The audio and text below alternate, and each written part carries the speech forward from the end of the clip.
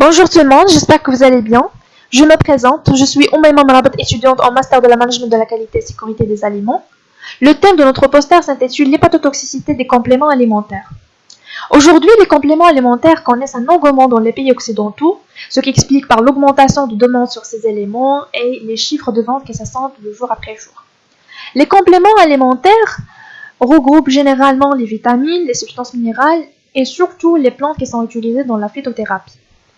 L'ambiguïté qui se présente, c'est l'effet de ces éléments sur la santé humaine, vu qu'ils sont considérés sains, naturels et bénéfiques. Alors des études ont montré un aspect négatif de ces compléments et que ces derniers ne sont pas toujours sans risque. Donc l'objectif, c'est de sensibiliser les utilisateurs de ces compléments alimentaires de ces risques. J'attaque maintenant la première partie sur les fréquences d'une atteinte hépatique liée au CDV, les compléments diétiques végétaux.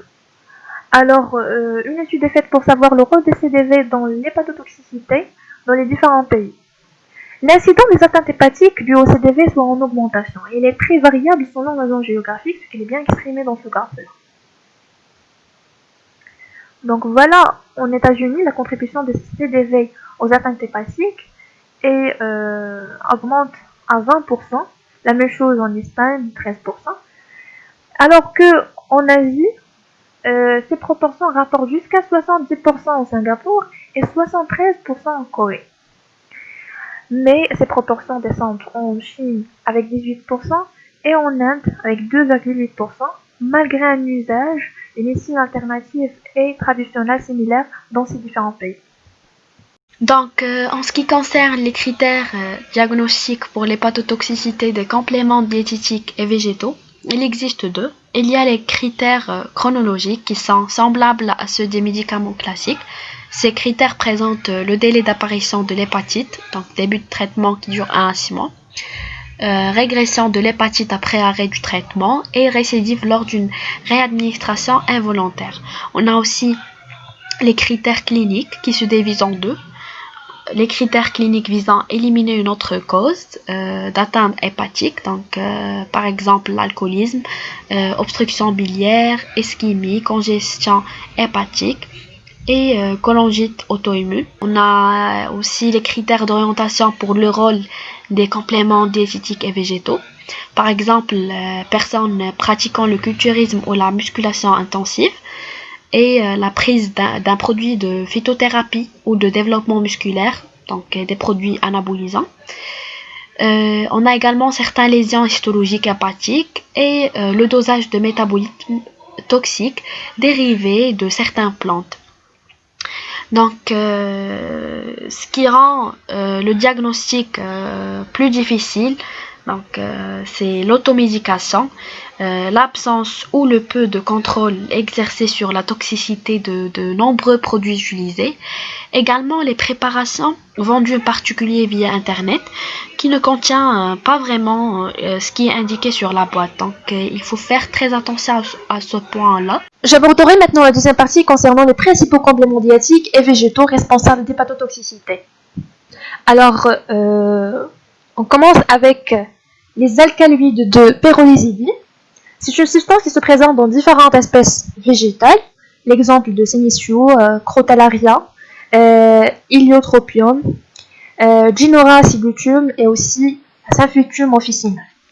Alors c'est une substance toxique ingérée sous forme d'infusion simple ou complexe ou multiple, l'exemple de préparation asiatique. Et ces substances peuvent engendrer pas mal de risques, à savoir l'obstruction sinusvidale, l'insuffisance hépatocellulaire et aussi l'hépatopathie chronique. Alors ce tableau-là présente les principaux compléments responsables d'atteinte hépatique, à savoir les principales préparations végétales asiatiques, il s'agit de préparations chinoises. Alors celles-ci sont souvent complexes avec de nombreuses plantes, ce qui rend difficile d'identifier les composés botaniques ayant une efficacité thérapeutique et ceux qui ont une toxicité. Donc un exemple est le Genbuan.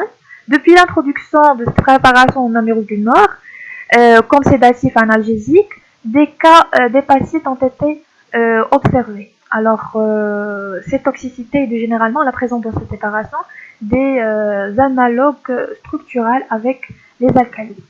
Ensuite, on trouve les autres compléments végétaux, comme le chardon par exemple, le thé vert, Séné, c'est une plante utilisée pour ses propriétés laxatives, responsable d'atteintes hépatiques, et l'hépatotoxicité de cette plante due à la présence des alcaloïdes. Aussi le chili-douane, alors c'est une plante très utilisée en Europe du Nord pour le traitement de dyspepsie, donc il provoque aussi une hépatite aiguë fulminante. Donc le cava scutellaire, donc aussi c'est une plante responsable des atteintes hépatiques, utilisée surtout pour le soulage de stress. Et finalement l'hydroxyprute, donc aussi c'est une plante, bien c'est un complément alimentaire formé de plusieurs composés comme la caféine, le thé vert, etc. Responsable aussi d'une atteinte hépatique.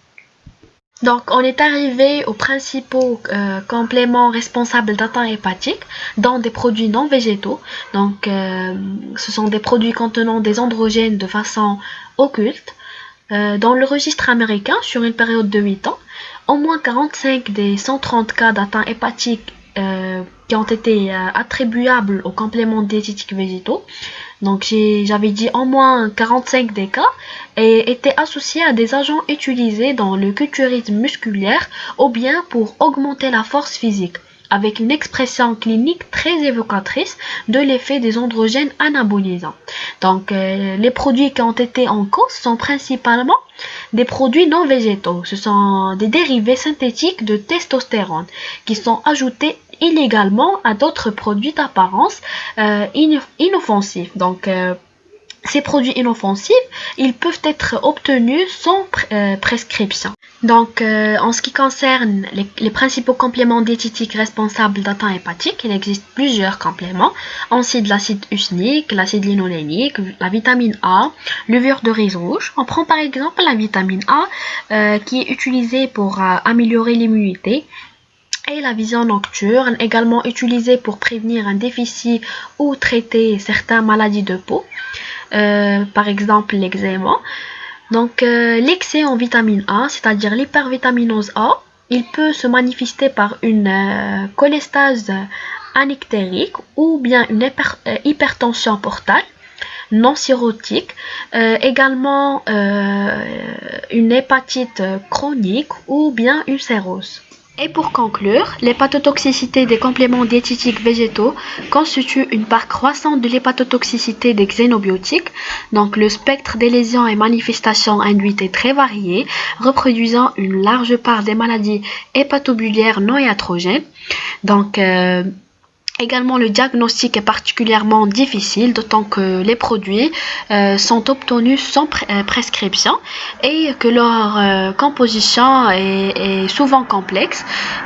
Donc, plus de 50% d'entre eux contiennent d'autres ingrédients que ceux indiqués sur l'étiquetage. Donc, il est nécessaire et essentiel de mieux informer les usagères, d'améliorer l'évaluation des effets bénéfiques et toxiques réels des compléments alimentaires et de renforcer les contrôles de qualité.